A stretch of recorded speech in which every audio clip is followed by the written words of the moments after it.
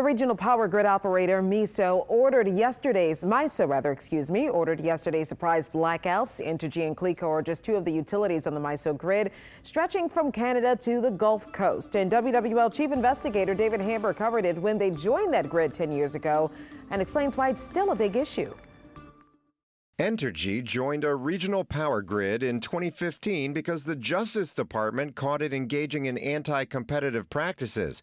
Now, a decade later, Sunday's surprise blackouts, known as load shedding, have many wondering, did joining the regional MISO grid do any good? We got in MISO because of bad behavior by Entergy. Now that we're in MISO, we need MISO to hold Entergy accountable to ensure that we are building the generation and transmission needed to ensure a load shed doesn't happen. The idea behind the regional sharing model is to protect customers from major outages by delivering cheaper, more reliable electricity from other parts of the country. Louisiana Public Service Commissioner Devonte Lewis says Entergy still doesn't get enough power from the northern parts of MISO's regional grid, which I would put at the hands of Entergy for not being aggressive enough in building transmission capacity to interconnect us within the other regions within MISO. City Council President J.P. Morrell is the lead regulator overseeing Entergy New Orleans.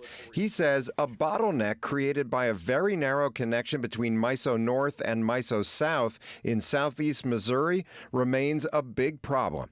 It's been problematic for a while because, as you know, the North needs our power in the winter, and we need their power in the summer. After major transmission failures in Hurricane Ida in 2021, transmission expert Andy Kowalczyk called on Entergy to invest more in its transmission infrastructure. What can be done to make the grid more stable? I think a more interconnected grid is really key. But haven't we heard this before? I mean, it feels like we're just a broken record from what we heard after Ida.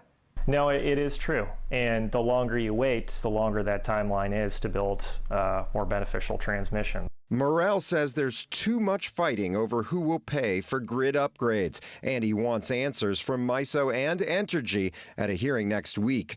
David Hammer, WWL, Louisiana. Entergy didn't answer our questions about MISO today. MISO did issue a statement saying, quote, high temperatures in Louisiana led to higher than expected demand, and with planned and unplanned transmission and generation outages, MISO needed to take this action as a very last resort.